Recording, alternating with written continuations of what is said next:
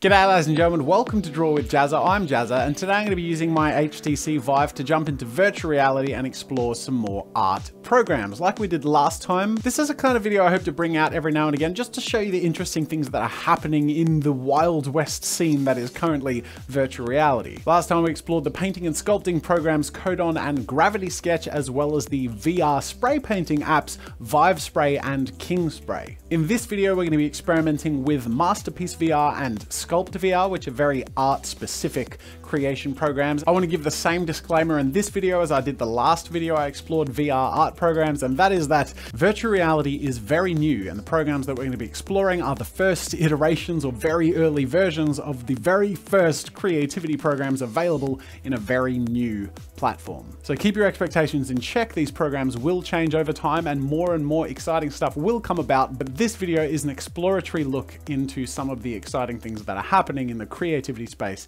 in virtual reality. Oh man, without fail, every time I go into virtual reality, it's like a wow experience. Okay, so I should give you the disclaimer. I actually have used this program once before, but I was drunk and didn't make anything of much value. Okay, there's a neck.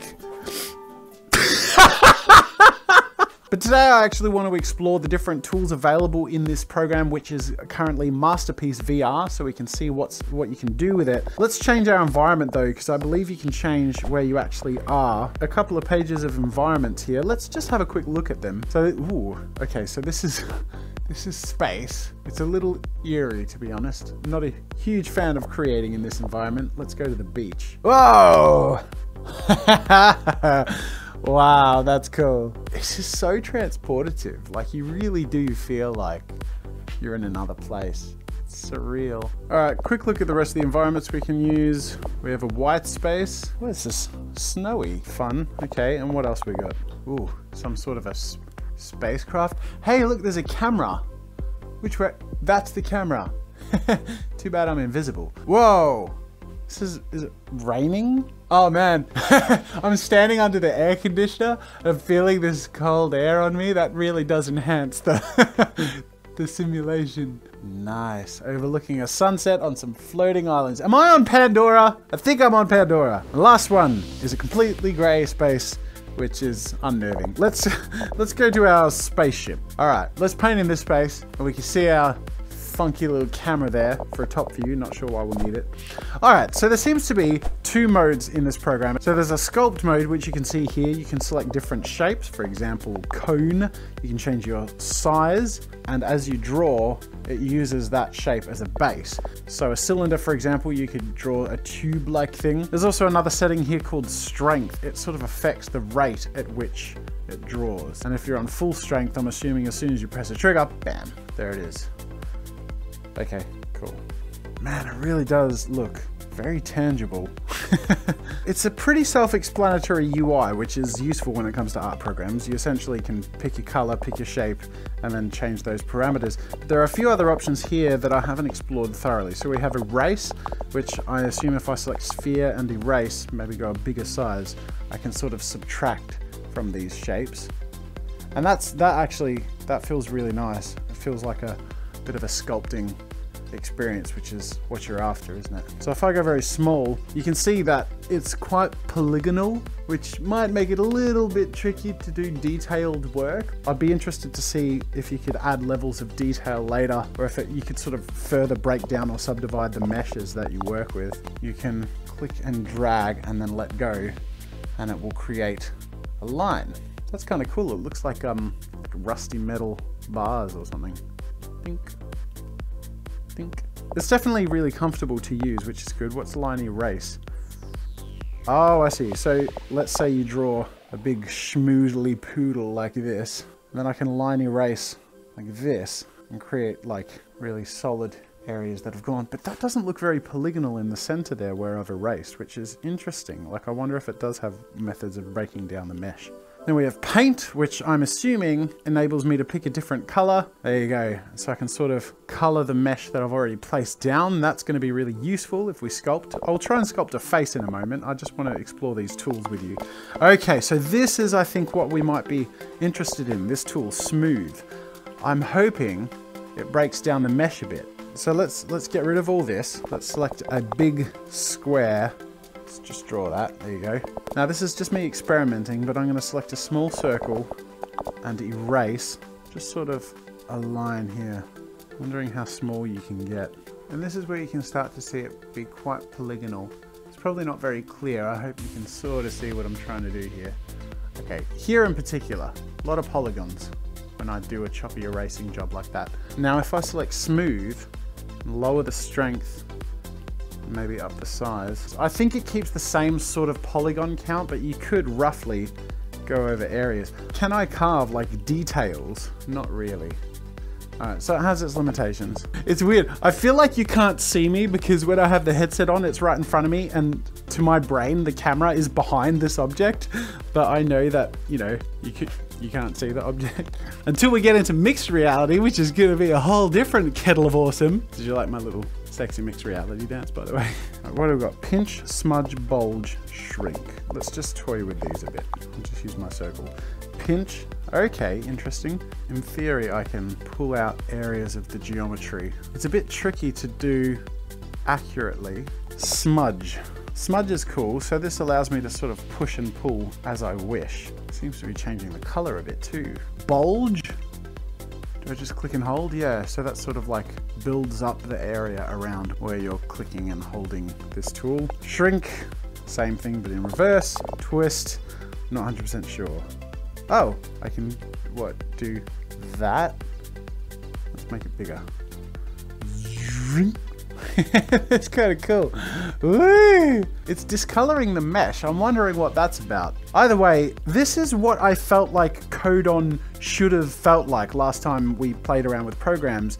This feels much more intuitive. And when you've been using a program for a very small period of time and you feel like, you know, okay, let's make something, you feel like comfortable with the tools and the simplicity, that is when the developers are doing a very good job, because really you just want as minimal things in the way between you and creating as possible. All right, and then brush is pretty straightforward. It's similar to tilt brush, I believe. It's just like, you know, these sort of brush strokes. Rab, I haven't seen this, but okay, so you can move individual brush strokes. I think much like tilt brush, you can't erase parts of the brush strokes. You have to erase the whole thing, which is sort of annoying. Recolor, draw line, eyedropper, that's all straightforward. And then these are the different brushes. That's your fire brush. That doesn't look like fire at all, but okay. Rainbow, unicorn, trippy, fur, glow, soft. Okay, so that's all straightforward. We've played enough with the tools. Let's make something. So now the interesting thing is the sets of tools don't affect each other. So where I want to erase these lines, I can only erase the mesh when I'm in mesh mode, and then I can only erase the brush when I'm in brush mode. Okay, so let's say I want to sculpt a face, right? I want to use some symmetry. So I haven't used that before with this program. Let's see how that works. Ooh, mirror. Okay, click mirror. I think at the moment it's forcing me to mirror that way. If I click the grips and rotate, there you go. Okay, so you can actually see the mirror here. And much like tilt brush, you're just clicking the grips to move the scene around, or specifically here, the object and mirror around. All right, so let's make a bit of a skin color. We'll come in here and bring up the size. Now this isn't going to be the prettiest face in the world, but we're going to try and see what we can do. I think if I have more mesh to, ooh, okay, that's interesting. It clips it. You can only work within this space. Okay, good to know. Now I think it's a good sign that this is already starting to feel a bit like working with clay. So use my eraser, bring the size down. I'm just going to start to work with some areas of the form here. Now I think I'm going to move to the manipulation tools soon, but I'm just starting off with the broader tools just to add and subtract broader areas of mass. But obviously the results of that are not very refined. It's a bit of a lumpy figure, so I'm just going to go for a bit of an orc. In fact, let's give him a bit more of a brutish nose. Oh, definitely looking like an orc. At least the symmetry, once it's set up, is nice and comfortable. Alright, so let's smooth this out a bit. I'm just going to select smooth, go a medium-ish size, and I'm just going to gently fluff around. See, that's good, because I brought the strength down, and it's much softer.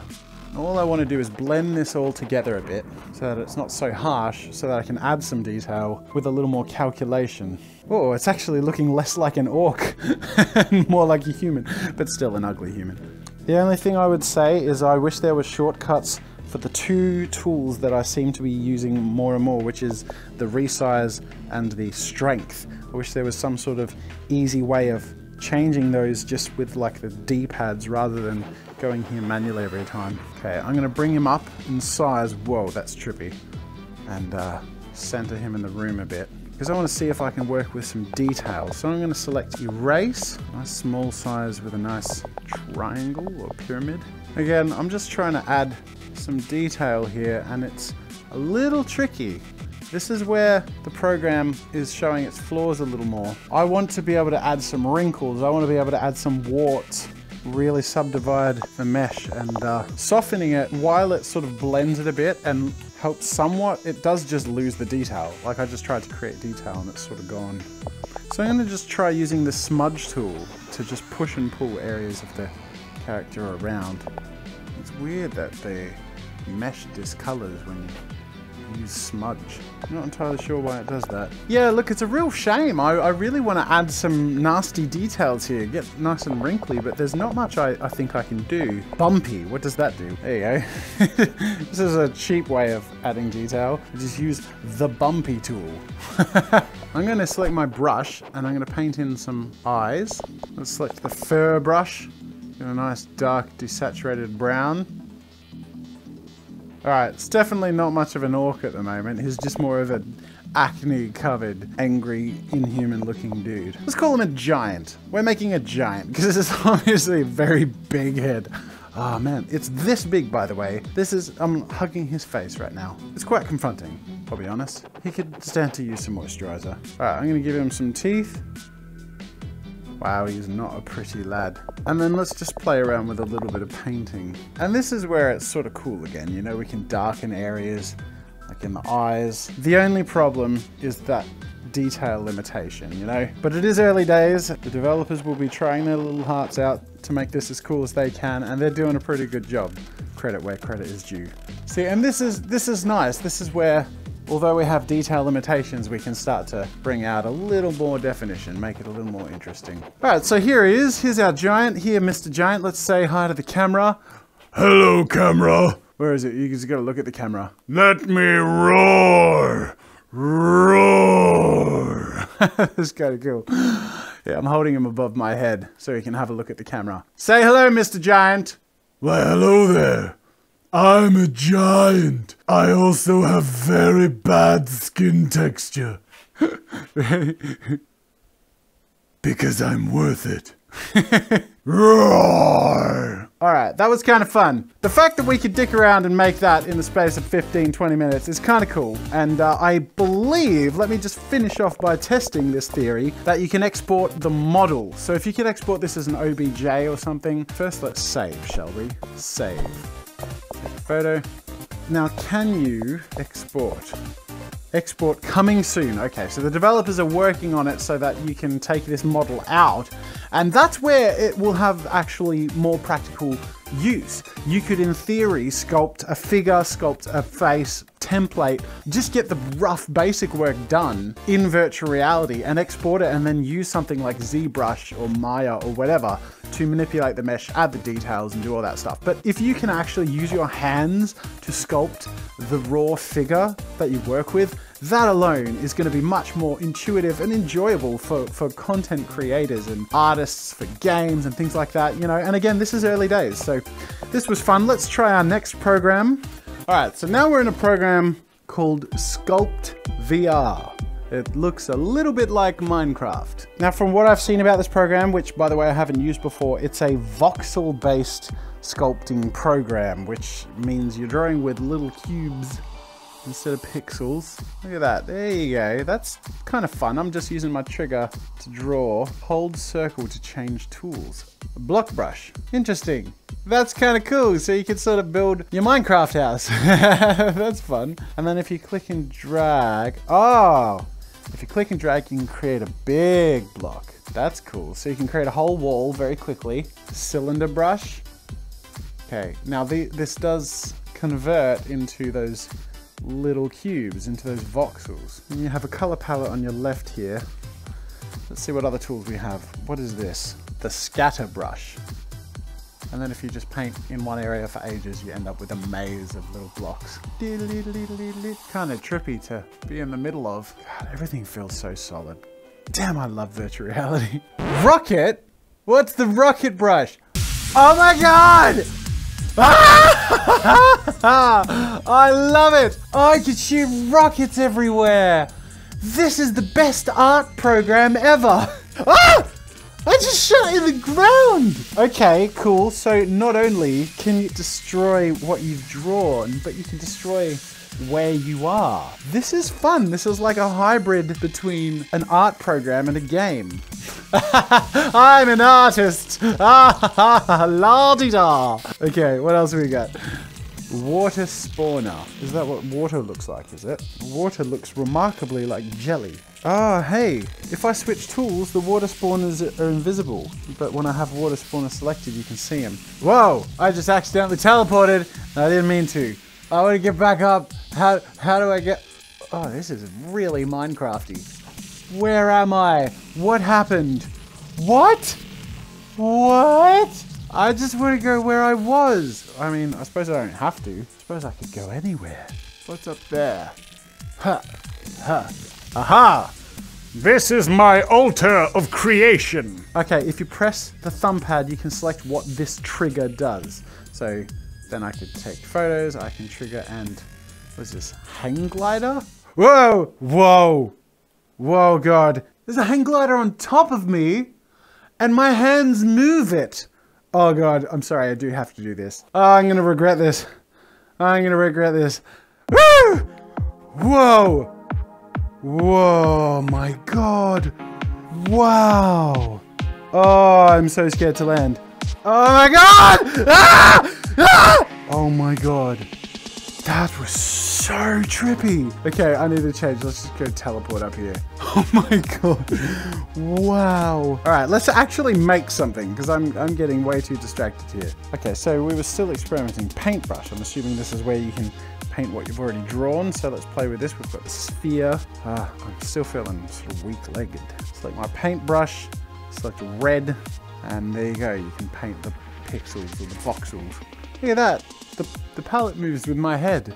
Do do do do do do do do. Okay, Boyd brush. Whoa, what is that? Okay, so if I click and hold it, it's just making random crap. I don't understand. It's kind of creepy. Now, I still didn't figure out what my eraser is. I figure the rocket is my eraser. Pew, pew. It'd be nice if there was actually an eraser, though. What's interesting, I guess, is with each of these colors, there are different modes to select. So, for example, if you select your turquoise, you can see the middle one is shiny. So let's go yellow. This shiny one would be like a gold. There you go. So it's like shiny gold voxels. Whoa. God, that's trippy. Okay, so if I click this grip, my brush tip is further away from my hand. That's kind of useful. It's kind of cool. What happens if I click this grip? Nothing. Good.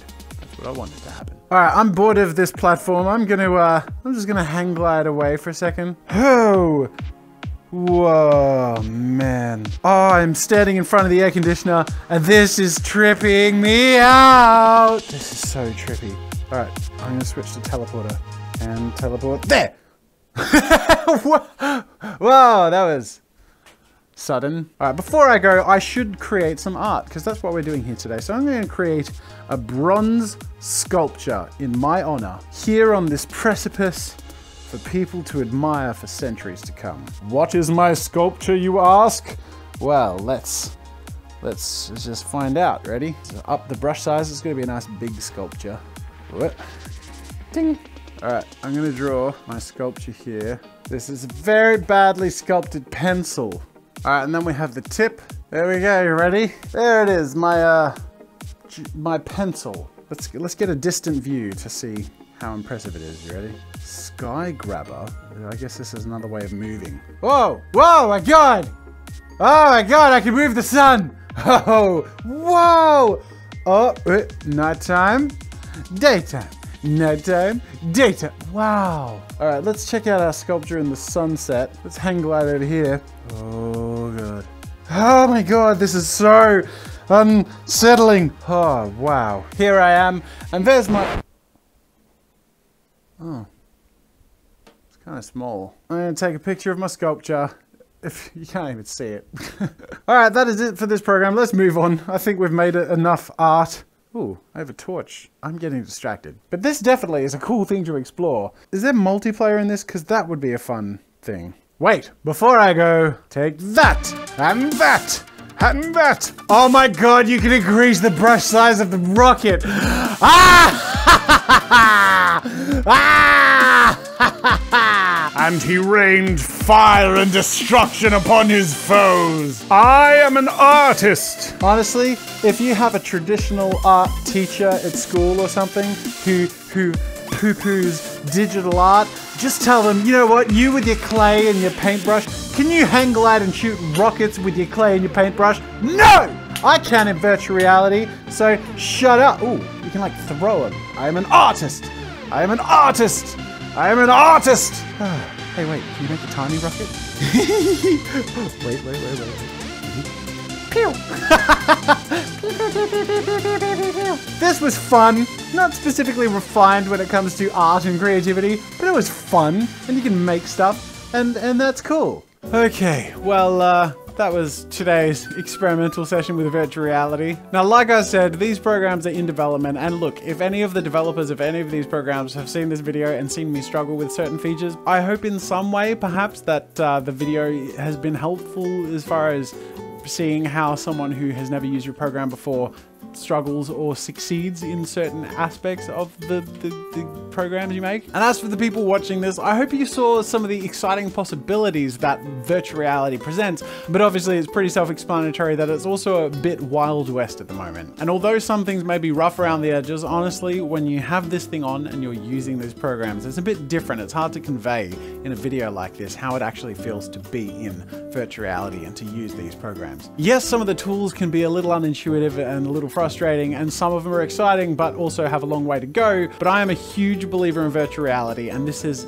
just the beginning. And I honestly believe that, I think like late 2018, things are going to be huge in virtual reality, and this is the trajectory kicking up, and we're going to see a lot happening in the next year or so.